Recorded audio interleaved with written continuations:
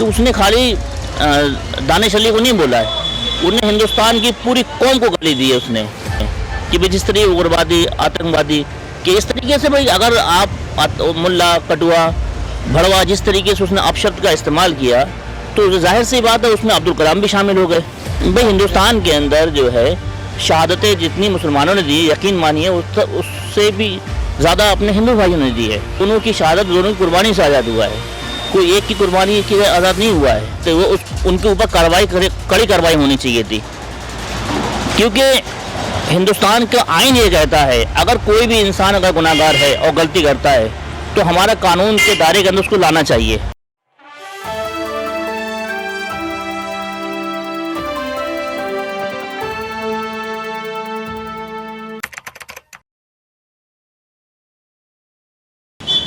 और उसको लोकतंत्र का मंदिर कहा जाता है।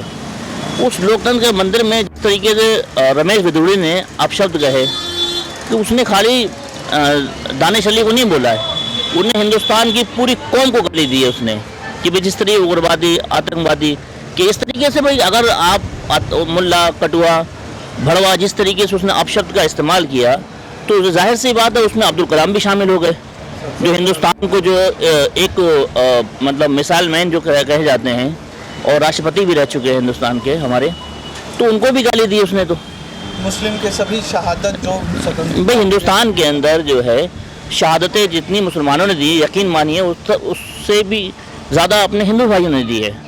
हिंदुस्तान जो आज़ाद हुआ है वो दोनों की शहादत दोनों की कुर्बानी से आज़ाद हुआ है, कोई एक की कुर्बानी की आज़ाद नहीं हुआ है। 1803 जब हिंदुस्तान के अंदर रेशम रुमाल की जब तहरीक शाह मोहद्दिद देहलवी रहमतुल्लाह ने जब शुरू करी थी 1803 के अंदर, तो रेशम रुमाल की तहरीक शुरू करी थी।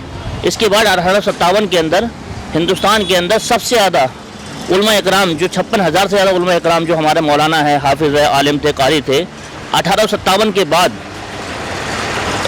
अंग्रेज़ों ने कत्ले आम किया था और ये इतिहास गवाह है, इतिहास जानता है इस चीज़ के अंदर। और आज जो है उनकी सब कुर्बानियों को जो है जिस तरीके सांसद के अंदर गालियाँ दी हैं रमेश बिदुड़ी ने, तो आप समझ सकते हो ये हिंदुस्तान की इज्जत को पामाल करने की बात है। बिदुड़ी साहब का जिक्र किया इन्होंने, मैं आपकी जानकारी के लिए बता दूं कि अभी राजस्थान में चुनाव है, टोंक का प्रभारी बना दिया गया है बिदुड़ी साहब को प्रमोट करके। टोंक का प्रभारी राजस्थान में एक जगह है जहां से सचिन पायलट चुनाव लड़ा, तो टोंक का प्रभारी बना दिया है। तो इसको कैसे देखते हैं कि एक व्यक्ति पर अनुशासन की कार्रवाई करने की बजाय गुर्जर वोट बैंक को साधने के लिए उन्हें टोंक प्रभारी बना के भेज दिया गया? देखिए ये बहुत शर्मनाक बात है और बहुत ही ज़्यादा शर्मनाक बात है कि लोकतंत्र का जो मंदिर के अंदर जिस तरीके से वाक़यात पेश आया, उस हालात को देखते हुए वाक़यात को देखते हुए उनके ऊपर कड़ी कार्रवाई होनी चाहिए थी, क्योंकि हिंदुस्तान का आइन ये कहता है अगर कोई भी इंसान अगर गुनाहगार है और गलती करता है तो हमारा कानून के दायरे के अंदर उसको लाना चाहिए।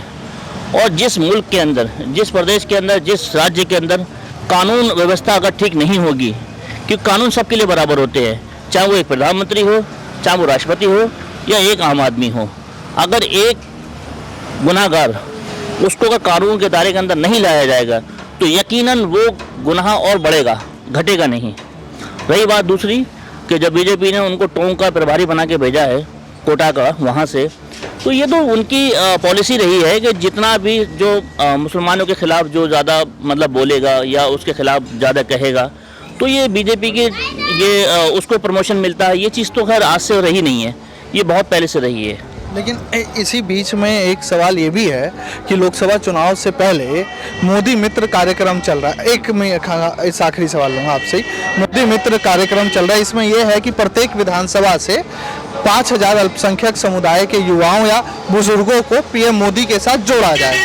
तो इस पर क्या आप समझते हैं कि ये कामयाब हो पाएगा भाजपा का मिशन, जब एक अल्पसंख्यक समुदाय को इस तरीके से टारगेट किया जाए? कैसे हो जाएगा बताइए? मेरा दिल रो रहा है, अब ऊपर करेंगे ये कर लो वो कर लो, हो जाएगा?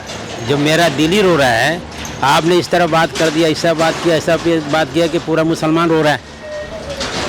अब कहाँ पे आपने पूरा दुनिया देख रहा है कि आपने क्या बोल रहे हैं।